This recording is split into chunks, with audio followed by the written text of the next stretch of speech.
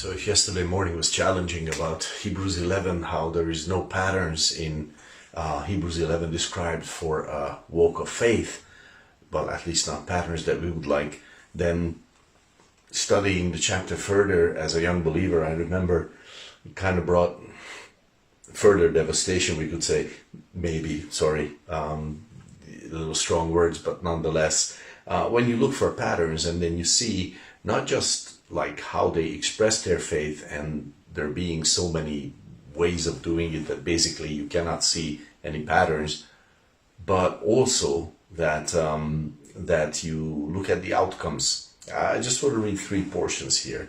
First one is verse 13. These all died in faith, not having received the promises, but having seen them afar off. So they received promises, and they believed, and then they died in their faith, and they never got the promises. How do you like them apples? You know, that's not exactly amazing. It's like, it doesn't sound amazing. It's like, what are you talking about? Is that then did they not have enough faith, or what happened? No, it doesn't say that. It says they died in faith. They got a promise, they believed it, and they didn't get it in life. Okay, so then there is another one. I like this one. Like totally different sounding portion. Verse 33 and on. Who through faith subdued kingdoms, wrought righteousness, obtained promises, stopped the mouths of lions. I like that. Quenched the violence of fire, escaped the edge of the sword. Yea, out of weakness were made strong, waxed valiant in fight, turned to fight the armies of the aliens. Women received their dead, raised to life again. Yippee! That's the kind of faith I want to see. Okay, so if that portion was the only portion in Hebrews 11, I would love that. Okay, and then I would say, okay, there's the pattern. That's how it happens. I believe, and then it goes exactly like I want it. The fire doesn't hurt me. Someone I love die, and then by faith they rise again. There are lions attacking me, and they don't have the power to tear me apart. I love this portion. But then there is the nagging portion in verse 13 where it says, sometimes that's not how it happens. And to make it worse, verse 35 continues like this. Others were tortured, not accepting deliverance. Wait, are we still talking about faith? Is this still the chapter of the faith heroes? Yes, it is. There is no chapter delineation in the text. That they might obtain a better resurrection. And others had trial of cruel mockings and scourgings, yea, moreover, of bonds and imprisonment.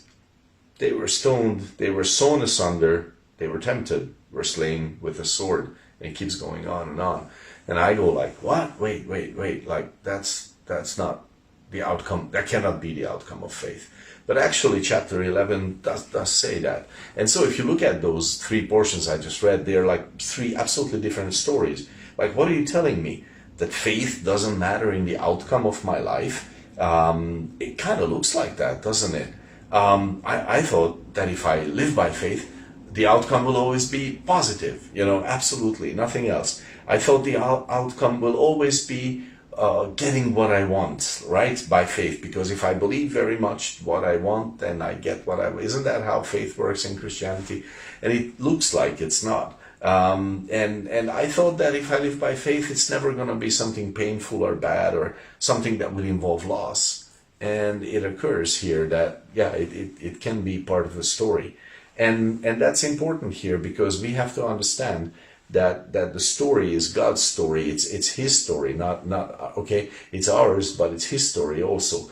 The story is something different. It is not about getting the victory that I would consider a victory, but getting the victory of faith according to what God has planned for me. See, those who did not receive the promise just saw them afar, but they lived by faith in that time, embracing those promises in their hearts. They were victorious in their faith, as much as those who got the promises, and as much as those who were mistreated and may have rejected deliverance because they did not want to reject their faith. They said, no, I'm going to keep believing and I will not go that way, because that would mean rejecting my faith, and I cannot do that.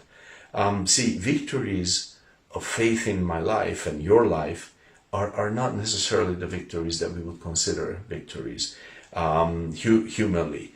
And so here you can maybe understand why, as a young believer, this chapter sort of devastated me and challenged me, definitely.